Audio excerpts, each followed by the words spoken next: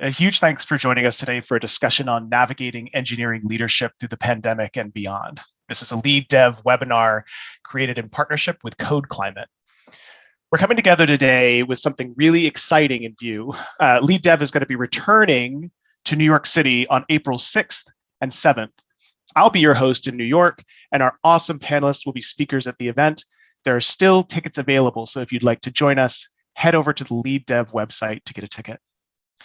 And if you're on the technical leadership track, staff, principal, or distinguished engineer, or you're thinking about stepping onto that path, check out Staff Plus New York, LeadDev's new event for engineering leaders on the tech track, which will take place on April 5th. But back to today.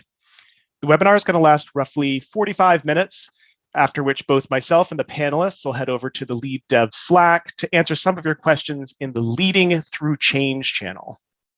We may also have some time to answer a couple of questions live, so please do submit those through the Q&A feature on Zoom, and we'll get to them if we can towards the end.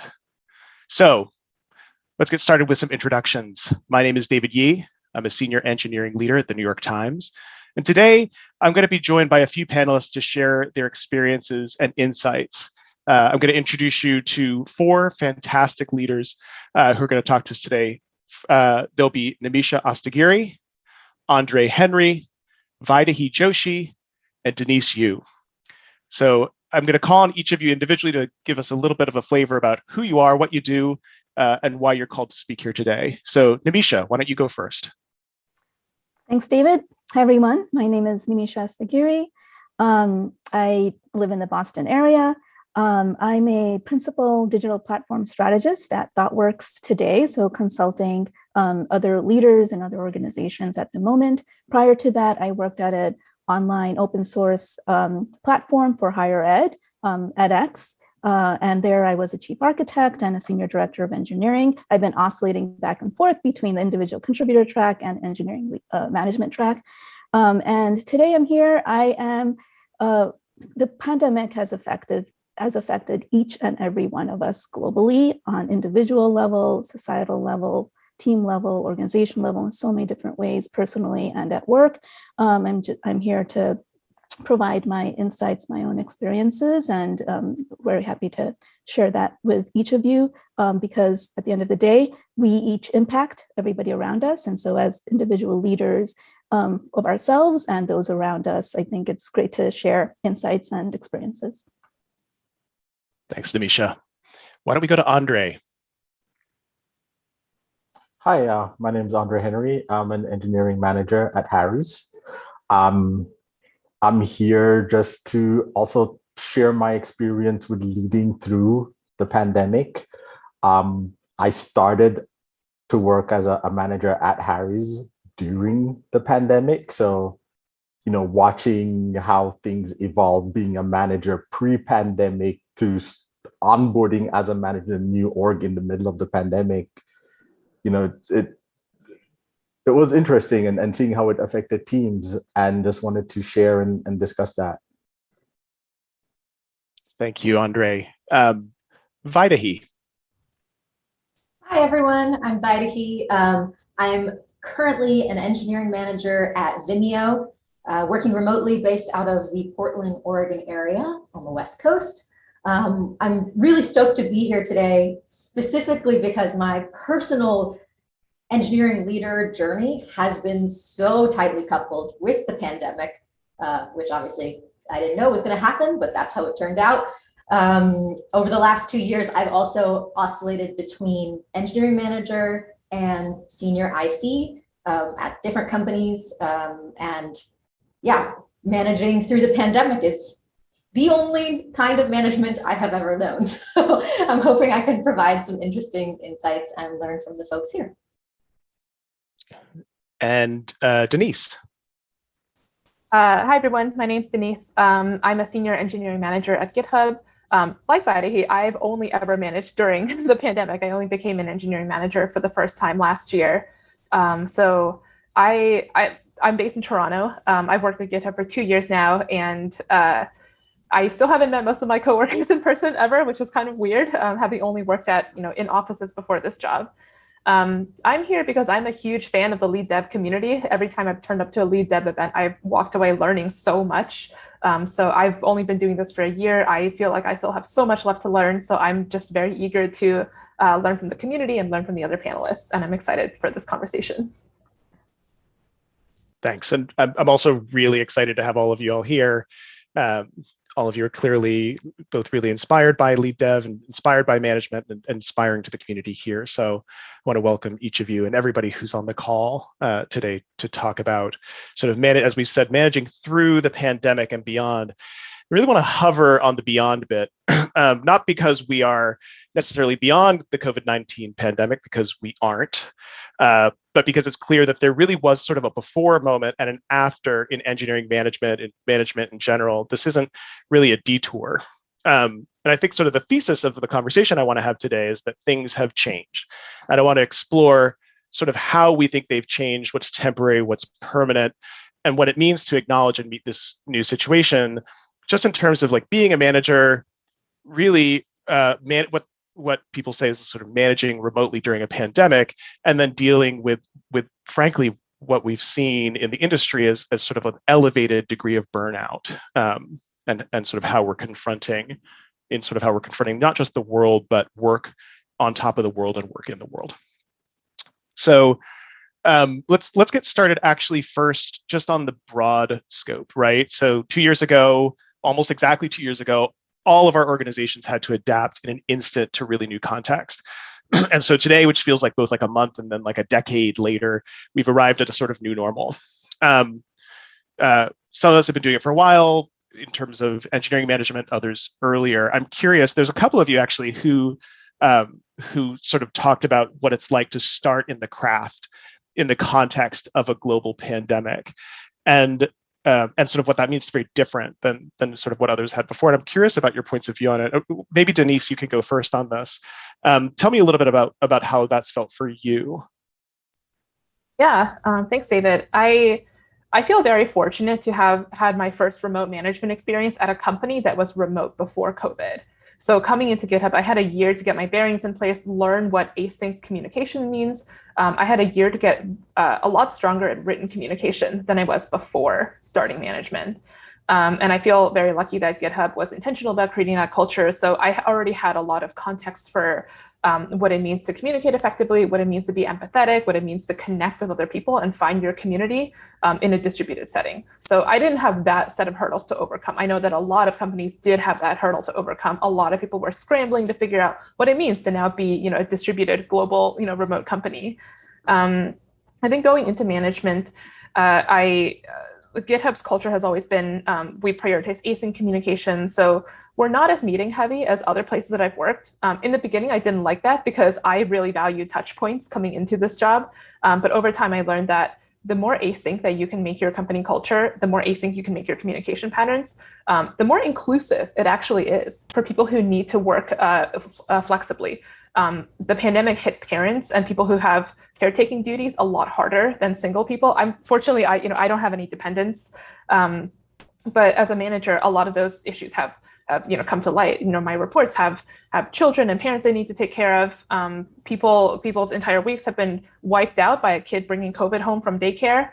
So as a manager, I've fortunately had a very good support system within my immediate group. My direct manager and my peers are.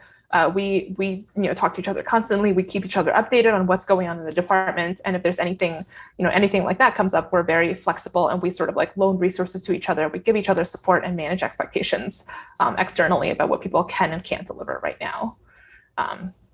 So yeah, I feel, I know I keep saying that I feel very lucky, but I do feel privileged that my first ever foray into management was at a company that already kind of had its bearings in place in terms of remote work and also was on a team with enormously good support structure. Yeah, I think that's really powerful. The idea that it's not just like that you can be new to this, but that a company doesn't necessarily. Vaidehi, you'd mentioned that you also sort of started down this path during the pandemic. Have you had a similar experience? What's your sort of perspective on this?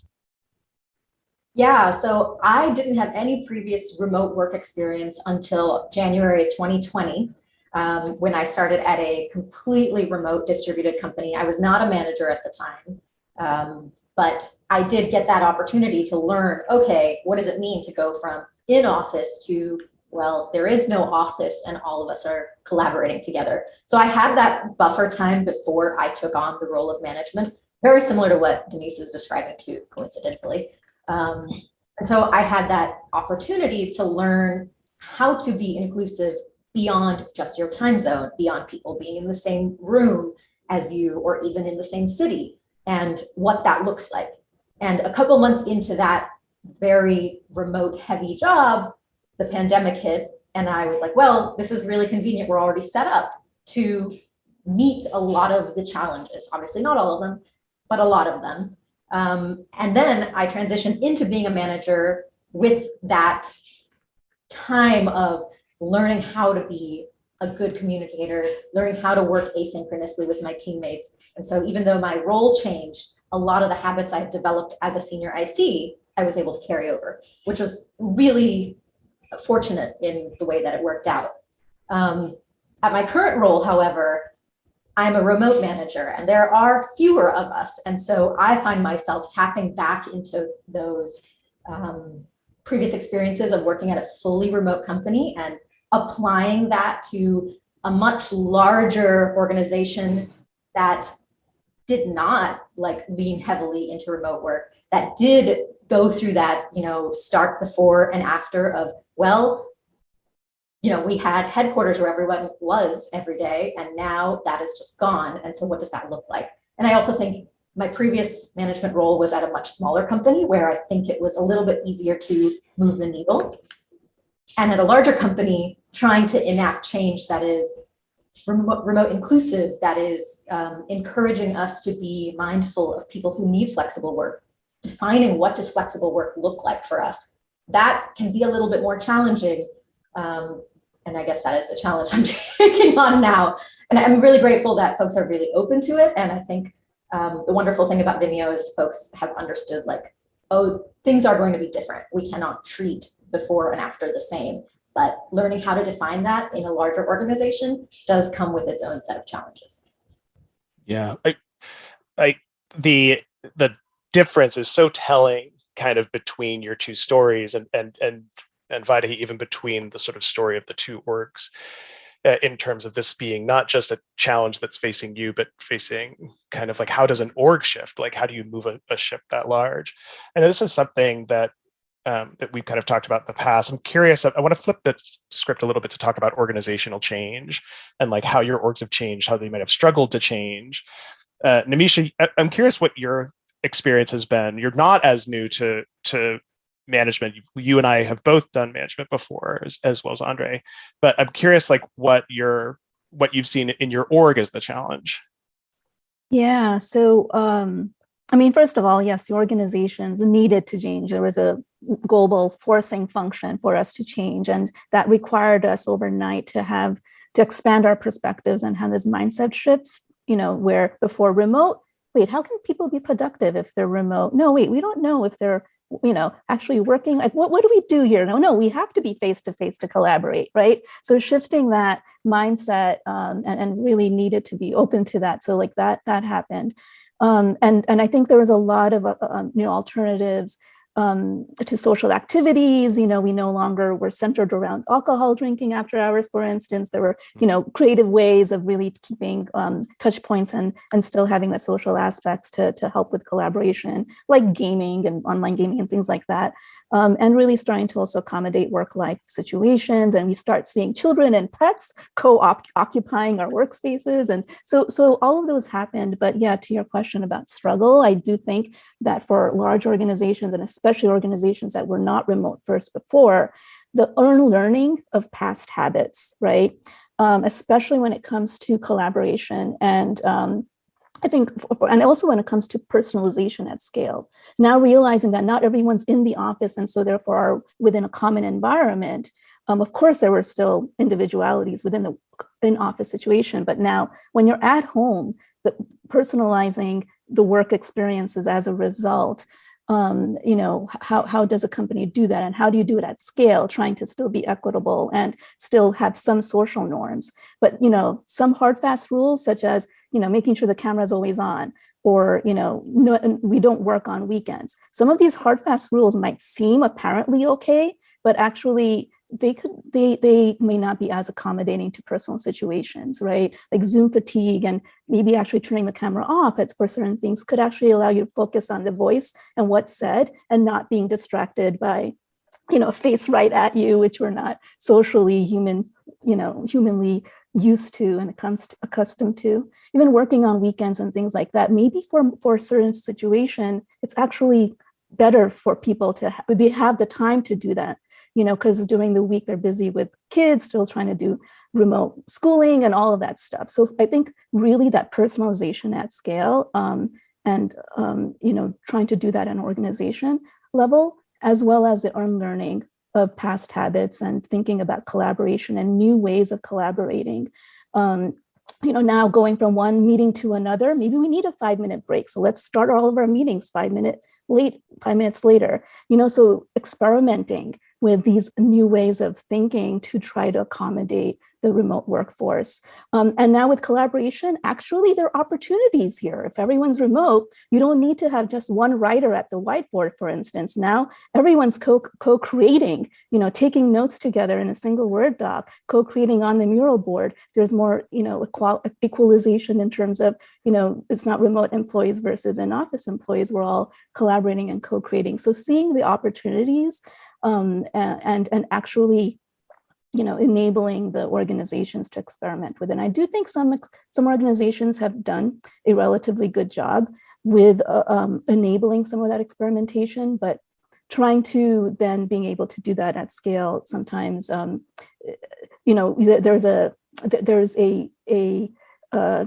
there's a need to try to implement a bit more of normalization, which perhaps, in the remote world, there's more opportunities with decentralizing some of those decisions.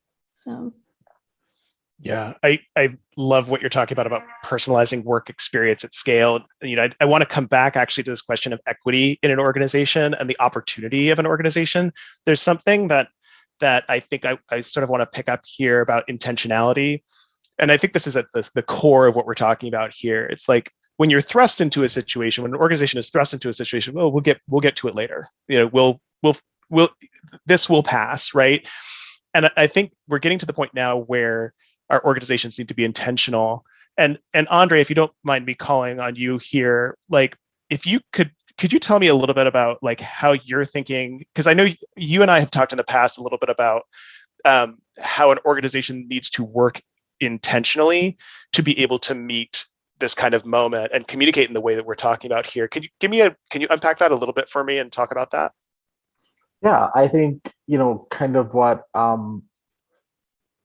you have to, almost to repeat what the last panel says, you have to customize it, right? You have to be intentional about letting people know that, hey, this is what we're doing. If it doesn't work for you, how can we make it work for you, right? You just can't assume a one size fits all system. Especially looking at the way my current org, Harry's, the way we are transitioning into being a more remote workforce or even a hybrid workforce, we do a really good job about reaching out to people and giving them options and talking through what works and what doesn't work and spending the time to think about it, right? And I think especially now when, not everybody, walk around the office, you can't walk into somebody's office or talk to HR. It's super important to communicate and just be clear and transparent about what you're doing. And I think it's a give and take too. I think on the other side of that, we all as employees have to be a little bit patient, but we also have to be also intentional about saying what works and what doesn't work for us, right? I don't think any company wants to lose an employee because, you're like, oh, everybody must, I don't know, use their camera. And so it's like, well, I'm not doing that, I'm out, right? So that's where that being both you as an employee being intentional about what you want and being communicative about what you want. And then you as an organization, communicating that as well, but leaving yourself open for feedback and being deliberate about your actions is really important. I love that. it's kind of sort of connects these dots, right? It's like, as leaders, I think we feel this pressure of sort of saying, and now you need, we're going to give you the tools that you need in order to do this remotely. A lot of times we're just not going to know that, right? What, Namisha, what you're talking about the, like, nobody knows what's going on in the room behind me. Like, behind that door, there's a whole house. And like, there's, for much of the pandemic, there was a kid in there who's like trying to learn. And so being able to be really explicit about like what we're facing and what we need is, I think, super important. I want to actually like take that into the question of equity a little bit. Like,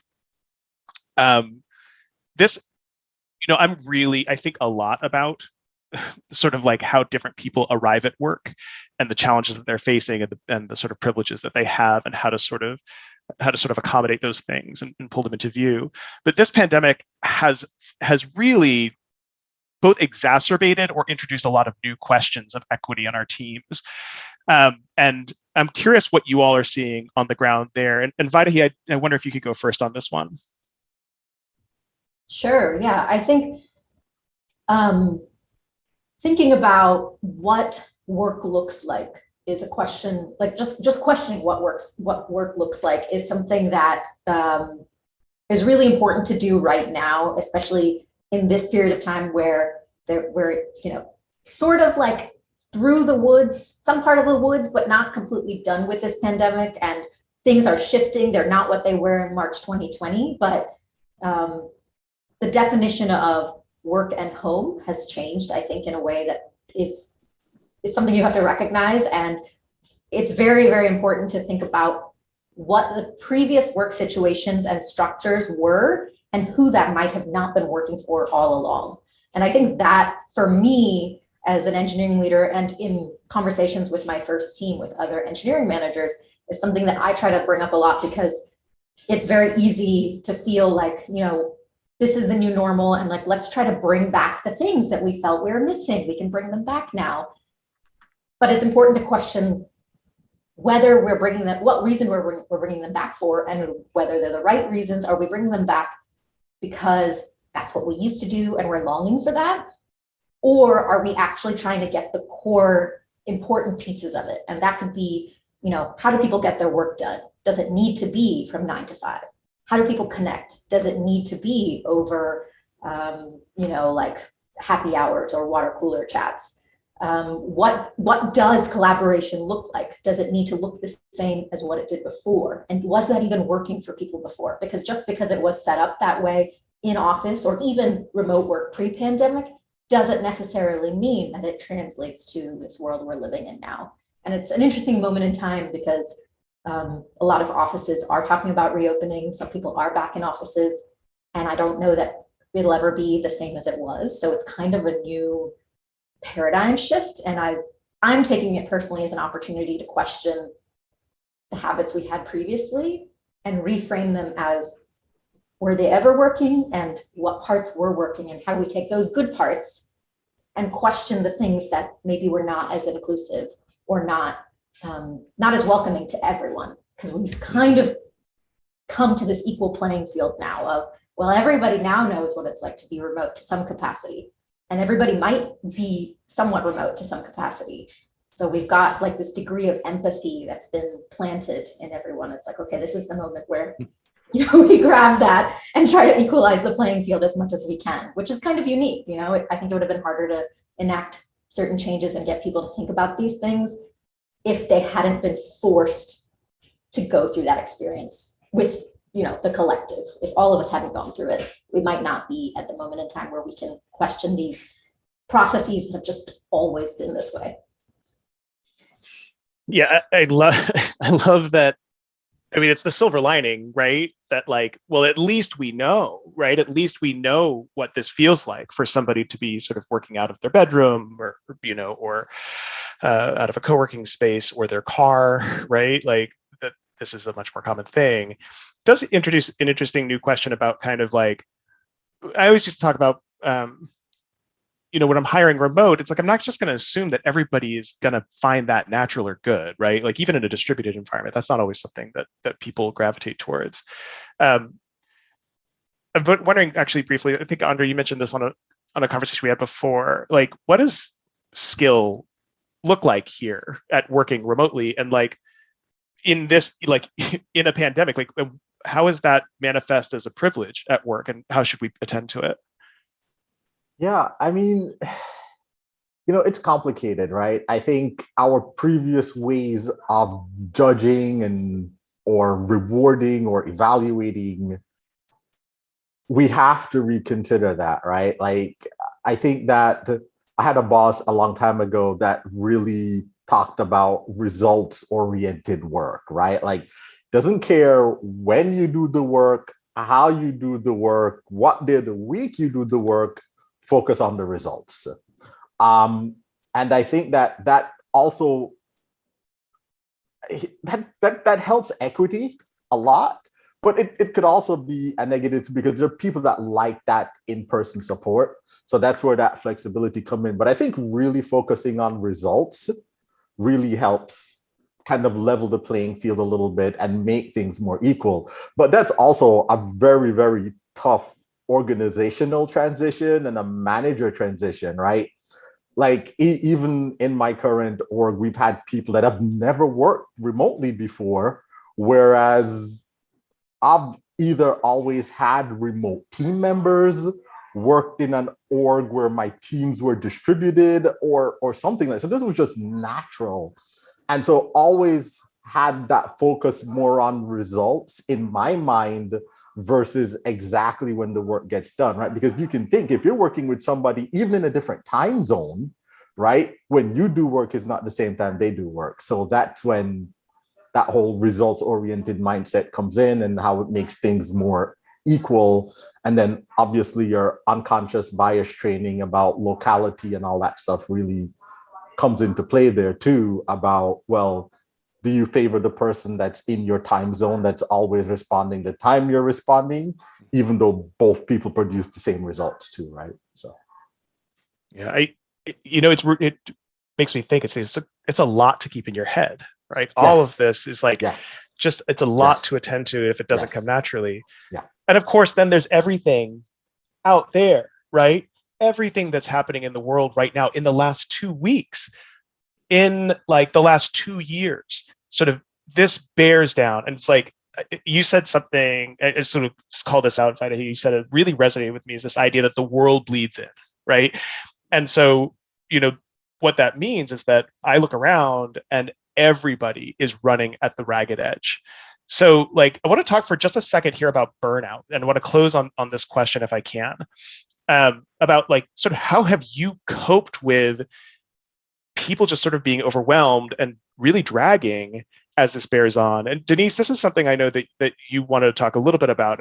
What are your thoughts on how you've coped with burnout for your staff? Yeah, I found that I think we've been talking about burnout collectively for a long time. I think it's important to kind of like separate out, people get burned out for different reasons. For a lot of people, it is overwork. I think we are seeing overwork and sort of like social pressure cause burnout a lot during the pandemic. I know that one thing that I think all managers have universally observed, if your company has a flexible PTO policy, people don't take enough.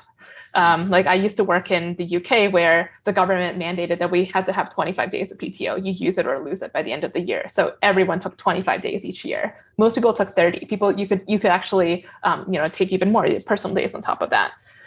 What I found with GitHub has unlimited flexible PTO, and people really, I looked at some of the stats from my reports last year. Some people took like 5 or 6 days last year. So this year I'm really on people's case about taking PTO. Every quarter I'm sending them the number of days that they've taken. I'm like, you are below, you're below where you're behind your PTO schedule. But I think on top of that, you have to set an example as a leader. So one thing that I've been trying to push my team to do is I've declared that I'm going to take the first Friday of every single month off because I need that time to recharge. I give everyone blanket social and cultural permission to also take that first Friday off together. It's not company policy. It's not written down anywhere. It's us using our unlimited PTO benefit in a way that supports each other. And I think if everyone on the team is taking the same day off, you're not going to come back to any notifications. You can actually just unwind. So I think it's one thing to push PTO as PTO is not the solution. It's not the only solution. It's one tool in your toolbox. But if you want to deploy that tool, you have to be the first to set an example. You have to actually take PTO yourself as well. Yeah, I think that's absolutely right. It's sort of this idea that there's a lot of things that we can do, like for whether that's for yourself or for your staff. Like what else do you bring to the work, Nimisha, baby? Like how are you kind of looking at your staff, or even at your own work, and thinking about how to sort of mitigate this? Yeah, I think so. For me, I actually left the industry many years ago, and I did not work for about 8 years. I mean, I did a lot of volunteer work, but not paid work. And at that time, I don't think I really learned a lot about what burnout was and whatnot. So was it really burnout, or the reasons? I mean, there were personal reasons why I took those years off. But reflecting back, yes, part of it was because of burnout. And I think for me, it's also because I didn't take the time to really reflect on myself and what I needed. And I think there are certain expectations that others, right, project on you, whether those are expectations from work or from personal, social reasons. Even definition of what work-life balance is, oh man, you better, if you're working this many hours, and you're probably being burnt out. And I think there are some assumptions that people make. I think for me, what I've found and where I've landed for myself is to really be purposeful, intentional, define for myself what I find to be healthy at this moment in time, right? Everyone goes through different phases of their life journey, their educational journey, their personal journeys and work journeys as well. And so, for your particular phase in time right now, what is that work-life balance for you look like? So, let that be your inner voice and not projected from other people's definitions. So for me, that's like very important, very key, because otherwise people are stressing out about being burnt out. When I talk to some people on my staff and others, actually I'm laughing. I'm sorry, I shouldn't be laughing, because it's the thing is that it's, yeah, I mean, I think, basically just us, it's self-imposed stress that doesn't need to be there. So I think for me, like that's a base point. And then beyond that, once you've defined that for yourself, indulge, take that first Friday off, find that, self-reflect, maybe it's a hobby, maybe it's binge watching is okay. Sometimes binge reading is okay. If that's what you are, able to read for yourself, that's what you need right now to take a break, sure, do it. So then when you come back, you're able to be present in the moment for yourself, for your work, for your organization, for those around you. Because, they like for you to come, in your best, individual as well. So, and then don't, I think the other thing is to find that support. So, that individual journey and the individual acceptance of where you are and what you need, but also, leverage the support of others, so find that support network for yourself, build it, whether it's a support system includes your family, your colleagues, your mentors or whatnot, leverage it and have those conversations, be okay with it, to let's normalize that these are all things that we're all going through. And like I said, there's ups and downs throughout our life as we explore these things for ourselves and for others. Yeah. First, I want to note, like it's eerie, like what you're describing about like talking to people about burnout and like people just sort of chuckling. It's like, it's absurd. Like the degree to which we're all kind of like grinding. Like I've never seen it in my entire career. I've never seen entire organizations just grind. And so I think it's hard to understand. Sometimes all you can do is laugh about it. As you said, it's like, you don't want to have to, but it's absurd, right? I just want to remind the audience here that like you can ask questions in the Q&A panel at the bottom of Zoom here, and I'll try to get to them. I want to close here with just a couple more touches on burnout with folks, and then we'll do some closing thoughts. But if you have questions, feel free to ask them there. If we can't answer them live, we'll go to the Slack channel for that. But I want to, on burnout again, and I don't want to hover on this too much, but I think this is where the rubber meets the road for us, is like, what are you looking out for, right? So it's happening. What are you watching for? And what are you keeping in mind? So Vaidehi, I wonder if you could answer like that from your perspective a little bit. Yeah. I will say, if you burn out yourself, it gives you this unique perspective, because you start to be able to see signs of it in other people. And so that is definitely what happened to me. I burned out at my last job, took like 4 months off, started in this new role. And going through that experience definitely helped me look for, like, it helped me see signs that I had not paid attention to before. But I think like the biggest thing that I look out for when talking to my reports, or even just like teammates across the organization, is the things that they don't say. A lot of the times it is body language, it is tone, it's like the expression on someone's face. And part of it is, I think, because we're going through this life in this moment in time, just assuming everyone is burned out and this is the normal. So no one's gonna, like, well, some people might say, yes, I'm burned out. Some people just will be like, oh, this is just what work is. And so I think a lot of the times it means tapping into that really human side of yourself and looking at the person across from you, or listening to their voice on the phone. And even just like in Slack, in their messages, if you see like just general like disassociation, exasperation, exhaustion, like negativity, feeling of like things aren't going to get better, what's the point, all of those little things show up in their own little ways before burnout hits its, you know, worst phase. And it's your job as a leader and as a manager, and just as like a senior person on any team, to actually, you know, stop and point that out and be like, hey, what's up? Or what's going on? Or there's not like a pressing deadline, but you feel stressed. Where's that coming from? Like, let's dig into that. How can I help you reframe this? Can I take something off your plate? Is there someone else or some other demand that's making you feel this way? Because you often don't realize all those little things until it's compounded into a massive like snowball and you've rolled down the hill, you know? So I think watching for the unspoken things, the things in between the lines, unless you have somebody who's just like, hey, I'm burnt out, which cool, that's a different problem to solve. But I think usually people don't even realize it's happening. And we've come to this point of accepting the little things as just what everyone is going through, but that doesn't mean it needs to be this way. And at least for your individual teams and organizations and whatever is in your little, you know, scope of control, trying to mitigate that, trying to flag that as, no, you shouldn't feel that way. It's not normal. Let me work with you to figure out how to fix that. I think that's the best we can do sometimes with the tools we're given. So that's personally what I'm doing. And that is the plus side of burning out, is you do start to see it in other people. Yeah. I mean, put on your own mask first, but know what it feels like, right? There's a question that's come in that I do want to sort of ask here as kind of like an open, question briefly on this before we go to closing reflections for each of you. And that's, there's actually two questions here, but the first one I think is relevant to what you just said, Vaidehi. It says, this is from Rob in the audience.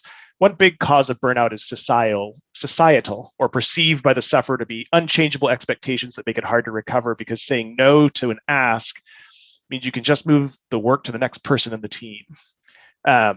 So what can we do as managers to deal with this problem?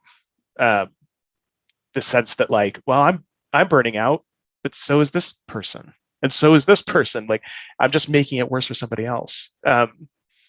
Anybody want to sort of dive in on this in their sort of in their work? I think the one thing I'll say is set clear expectations and keep saying it. If something, I think it also goes back to my philosophy on results oriented, right? Like, I have priorities, I communicate the priorities, I communicate the deadlines, I make sure to let people know when something is urgent, when it's not, and what is the most expansive time frame I have for this work. And then be clear about letting people know that there's absolutely nothing wrong if we have to reshuffle priorities. Yeah, and make sure people have social support and structure too. But expectations being clear and flexibility is good too. And I'll add to that, right? That support thing, just build on that, Andrea, you had too. For me, I find it to be very successful when we take ownership of things as a team. So it's not on an individual. It's more of that as a team, can we accommodate this request? And then it doesn't necessarily have to be, oh man, only one person has to work at longer hours or needs to somehow fit it in with all this stuff. No, as a team, we're having this conversation. Then as your role as a manager, it's to advocate for your team. And I think it's kind of simple in that way if we put those two together. But that advocacy can be a big challenge. So I completely agree with that, right? Being able to advocate for it. How do you advocate for it? How do you surface to your business counterparts or others of why, maybe the scope needs to change or the deadline needs to change or something, or more resources needed, like whatever dimension you need to adjust as a result to meet the request. But once again, like, let this be not an individual problem. It's a team-wide thing. And together as a team, let's decide what's the right thing to do for the business. Can I also quickly? Oh, go ahead. Yeah, absolutely, Denise. Go ahead. Okay, just one, I totally agree with everything that's been said. And the other thing that I would just add is I found that when you're having conversations you're talking a lot about what you're not going to do. So the focus becomes negative. If the focus is like, what did we lose out on? What did we not deliver? I think it's incredibly important when you're reevaluating scope to also celebrate what you did deliver. I think celebrating your successes and sort of like emphasizing, here's what each person contributed. Like we shipped this despite the fact that we're still in year 2 of a pandemic. I think that is an enormous kind of like, it puts wind back in your sails. I found that has happened for my team. Yeah, I think that's really important. We're going to focus on the negatives. We're going to focus on how hard it is. Making sure that we're both giving ourselves space, and then noting when things are working takes us out of that learned helplessness space and like has us sort of moving forward. I want each of you to kind of like speak briefly actually about what you're going to be talking about at LeadDev New York, but I do want to sort of sum up here before we go.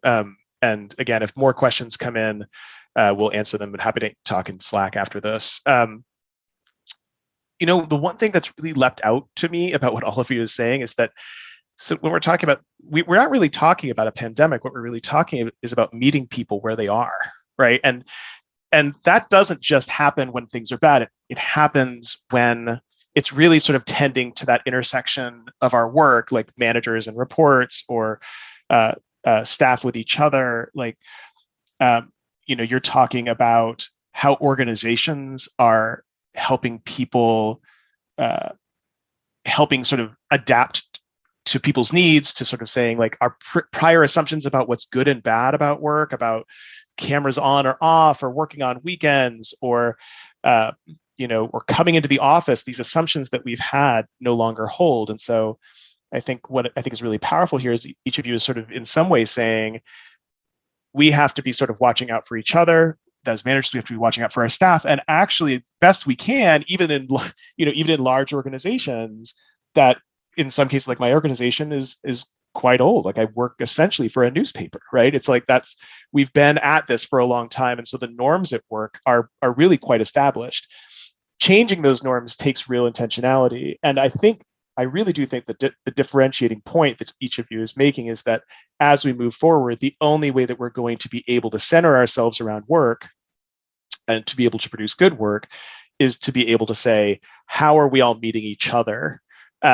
And acknowledging like both how the world bleeds in, which I think again is a fantastic phrase, but it's also like how each of us is sort of located differently against that world and located differently against the work.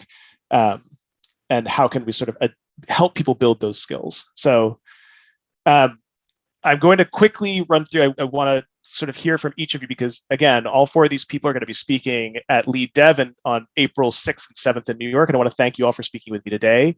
To kind of whet your appetite in the audience, I want to give each of them a chance to tell you a bit about their talk. Nimisha, why don't you tell me first what you're going to be talking about in New York?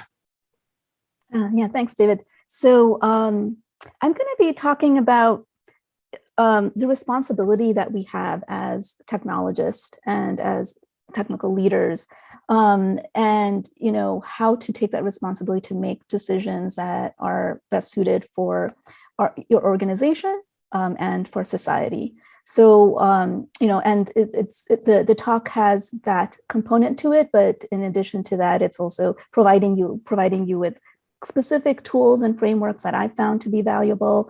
So for instance, like for making strategic decisions, like with Wardley mapping, making architectural decisions with domain-driven design, making team-based decisions with hypothesized problem statements, and that includes even technical debt decisions, and things like that. And then finally, with social decisions, I think we very much sometimes undervalue or we don't speak as much about the social impact of our decisions. So whether that's around DEI or carbon footprint and whatnot. So anyway, I'm looking forward to having that conversation and sharing my exposure to it and my learnings from that. Yeah, that sounds really great. Andre, what about you? Yeah. So, a lot of us, we use tools, we download things off the internet, we pull code from GitHub, we use prepackaged software, we use Amazon.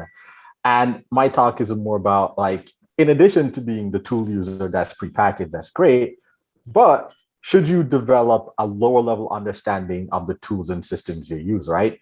It could be fun. It can be a great motivator for your team. It can be a dev experience. It can be a good development for individuals on their team to really not just focus on, hey, that's great, I use this framework, but what if I wanted to write my own? Like, what does that even mean?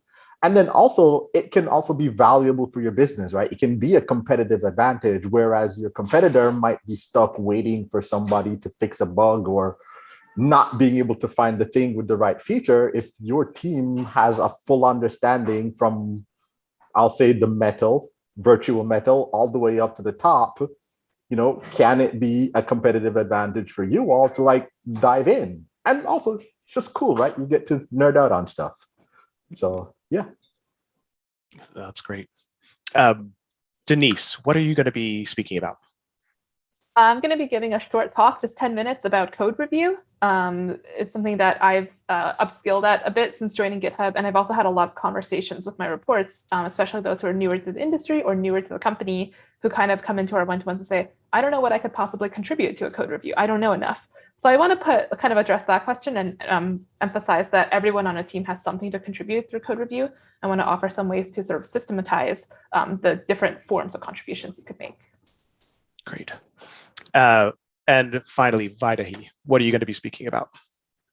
Yeah, my talk is called The Death and Life of Great Software Teams, which is actually a nod to a revolutionary book in urban planning called The Death and Life of Great American Cities by Jane Jacobs. And my talk is kind of connecting cities and code bases, where cities are the places that human beings inhabit in the real world, and code bases are the places that software engineering teams inhabit in our little worlds.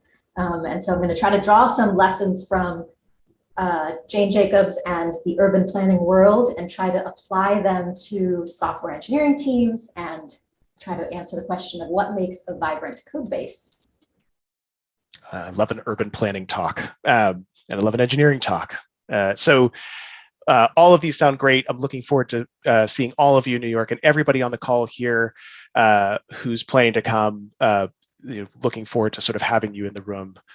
Thanks so much, by the way, for all of the good insights in today's panel. We're all going to be heading over to the LeadDev Slack in the leading-through-change channel. Please head there. We can continue the discussion. Thanks for joining. We hope to see you again next time.